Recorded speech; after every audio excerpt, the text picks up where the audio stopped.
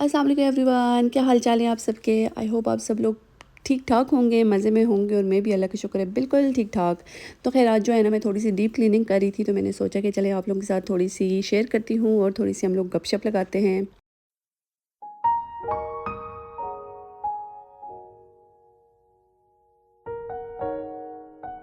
तो खैर गाइज़, आपको पता है कि मौसम चेंज हो रहा है और वैसे हमेशा मैं अपनी वीडियोस में कहती हूँ कि हमारे यहाँ जैसे होता है ना कि सर्दियाँ आ रही हैं तो फिर जो है ना क्लीनिंग होती है, गर्मी आ रही है तो फिर क्लीनिंग हो रही होती है, फॉल की अलग हो रही है, ईद की अलग हो रही है, रमज़ानों की अलग हो रही है। तो खैर ये बहुत बहुत इंपॉर्टेंट है क्योंकि क्लीनिंग जो है ना एक बहुत बड़ी थेरेपी है। और बहुत सारे लोग जो है ना बहुत चीज़ों से एंग्जाइटी होती है, हर चीज़ होती है, इन चीज़ों से सफ़र करते हैं। अगर आप क्लीनिंग करें तो आप बहुत बहुत बेहतर फ़ील करेंगे।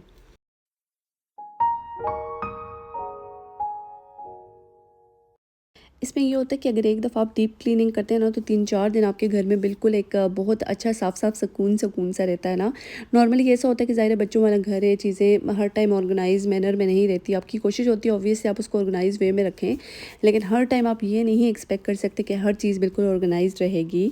क्योंकि जो चीज़ें आप खुद नॉर्मली पता है हम लोगों में मुझे लगता है कि सबसे बड़ी प्रॉब्लम ये है कि अगर हम चाहते हैं कि घर साफ़-सुथरा है तो हम बच्चों से एक्सपेक्ट करते हैं कि वो भी चाहें कि घर साफ़-सुथरा हो या वो भी ये कोशिश करें कि हर टाइम घर साफ़-सुथरा हो। तो मतलब हमें ये चीज़ें हम ये अंडरस्टैंड नहीं करते कि शायद हमारी ये एज है, इस एज में आके अब हमें रियलाइज़ हुआ है कि हाँ जी, घर साफ़-सुथरा होना चाहिए, चीज़ें जगह पे होनी चाहिए। लेकिन जब हम छोटे होंगे, उस एज में होंगे तो हम भी ऐसे ही करते होंगे, चीज़ें इधर-उधर फेंक दी, कोई परवाह नहीं है, चलो जी अभी किसी ने कहा तो कर लेंगे, जब दिल में आया तो कर लेंगे। तो पता नहीं क्यों हम अपनी मर्ज़ी या वो सारी चीज़ें बच्चों से भी हम एक्सपेक्ट करना शुरू कर देते हैं।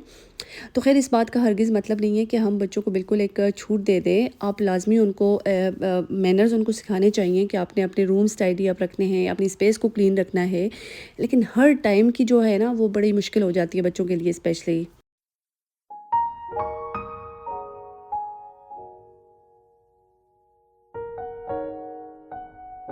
क्योंकि मुझे लगता है कि हमारा जो है ना माशरा ऐसा है कि ज़्यादा जो घर के काम है इस टाइप की चीज़ें जो है ना एक्सपेक्ट किया जाता है कि लेडीज़ ही करें, लड़कियां ही करें। तो ये एक बहुत एक गलत माइंडसेट है क्योंकि ज़ाहिर है लड़के ग्रो अप आते हैं, समटाइम्स उनको भी अकेला रहना पड़ता है और ना भी अकेला रहना पड़े तो अगर फ़र्ज़ करें कि आपकी घर की लेडीज़ किचन में रोटियां बना रही है तो आपको चाहिए कि आप आके खाना लगा दें, ठीक है, सैलेड काट लें। तो ये चीज़ें जो है ना अपने बच्चों को अगर आप सोचते हैं कि आपके घर में ऐसी चीज़ें हो रही हैं तो कल को आपके जो बच्चे हैं आप उनको लाजमी ये चीज़ें सिखाएं कि ऐसा नहीं है कि ये सारी चीज़ें रिस्पॉन्सिबिलिटी जो है ना सारी औरत पे ही जाती है या लेडीज़ पे ही आती है, आपकी सिस्टर्स पे ही आती है। तो खैर ये चीज़ें जो है ना घर में देख देख के जो है ना बच्चे सीखते हैं। तो फिर उनको ये चीज़ रियलाइज़ होती है कि हमने भी ज़ाहिर है हेल्प करनी है। अब एक बंदा है या आपकी मदर है या सिस्टर है या भाभी है जो भी, वो एक किचन में वो काम कर रही हैं, रोटियां बना रही हैं, सालन गर्म कर रही हैं, सैलेड काट रही हैं, टेबल पे भी ला के रख रही हैं और फिर उनसे ये चीज़ एक्सपेक्ट की जाती है कि ये बर्तन भी जो है ना उठा के लेके जाएँ। तो अब बिल्कुल अपने बच्चों को लाज़मी सिखाएँ हर हाल में कि आप लोगों ने अपने-अपने हिस्से का आपने काम करना है, अपनी प्लेट जाके किचन में छोड़नी है, अपना रूम आपने खुद साफ़ करना है। तो ये चीज़ें अगर इस सेज से हम बच्चों को सिखाएँगे ना तो वो बड़े होके एक अच्छे इंसान बनेंगे।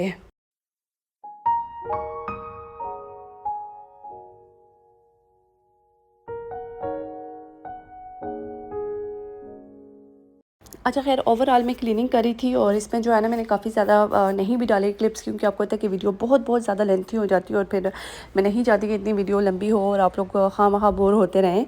तो अच्छा ये जो है ना विंटर का क्लिप था और नॉर्मली जो है ना इस रूम के बेसिकली वैसे तो हर रूम में सेम ही वो कर्टन होते हैं जो ओवर द ईयर्स यूज़ होते रहते हैं। लेकिन जो है ना ज़ाइना का रूम है उसके साथ मैं डिफरेंट एक्सपेरिमेंट्स करती रहती हूँ।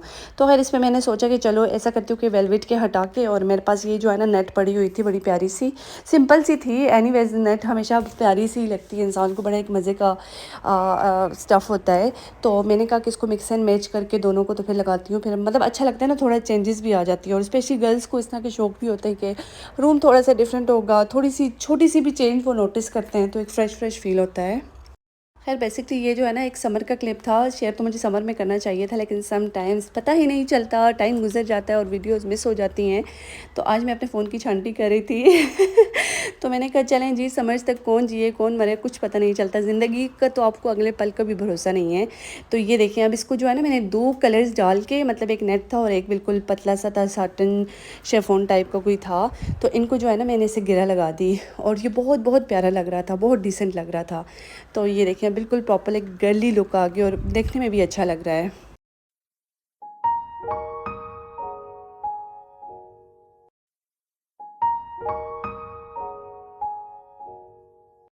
तो खैर गाइस, आज की वीडियो में वही इम्पोर्टेंट बात थी कि आप जो है ना इस एज में, ग्रोइंग एज जो होती है, लड़की और लड़के को सेम ट्रीट करें। जैसे ये होता है ना कि घर में आप काम करें, दोनों एक दूसरे के साथ मिलकर करें, बाहर काम करें तो एक दूसरे की हेल्प करें। क्योंकि आजकल का टाइम ऐसा है कि दोनों जॉब करें तो अच्छी बात होती है, और घर में भी मतलब सबको करना चाहिए मिलजुल के, एक बंदे पे बर्डन नहीं डालना चाहिए। तो मतलब जिन चीज़ों को आप सुधार सकते हो उन चीज़ों को लाजमी सुधारें। मतलब बच्चे को सबसे ज़्यादा आप अच्छा क्या दे सकते हैं, एक अच्छी तालीम और तरबियत दे सकते हैं, ठीक है। तो बाकी तो वही बात है कि अल्लाह पाक ने उनके लिए सब कुछ प्लान किया हुआ है, लेकिन जो चीज़ आप पे रिस्पॉन्सिबिलिटी आप ये करें कि आप उनकी अच्छी सी तरबियत करें, उनको सही गलत का फ़र्क सिखाएं। और मैं बहुत सारे ऐसे लोगों से मिलती हूँ, मतलब डेली लाइफ में आपका मिलना जुलना होता है लोगों से, मतलब उनके बच्चे कुछ गलत कर भी रहे होते हैं तो उनको एटलीस्ट बता भी नहीं रहे होते कि ये गलत है। तो खैर, अगर वो कुछ गलत करे तो आपको चाहिए कि आप उसको ज़रूर उस बात पे टोकें। और ऐसा नहीं है कि आप उसको सबके सामने डांटें, लेकिन उनको अलग में जाके आप समझा सकते हैं, या जब कोई ना हो पास तो आप उनको प्यार से समझा सकते हैं। और एक और हमारी इंपॉर्टेंट बात ये होती है कि जब बच्चे गलती करते हैं तो हम उन पर पड़ जाते हैं, मतलब सही डांट डपट होती है उनकी। लेकिन जब भी वो कोई अच्छा काम करते हैं तो हम बॉदर ही नहीं करते कि उनको अप्रिशिएट करें। तो जैसे हम लोगों को कभी कभी होता है कि अप्रिसिएशन मस्ट है, तो लाजमी आप अपने बच्चों को अप्रिशिएट किया करें।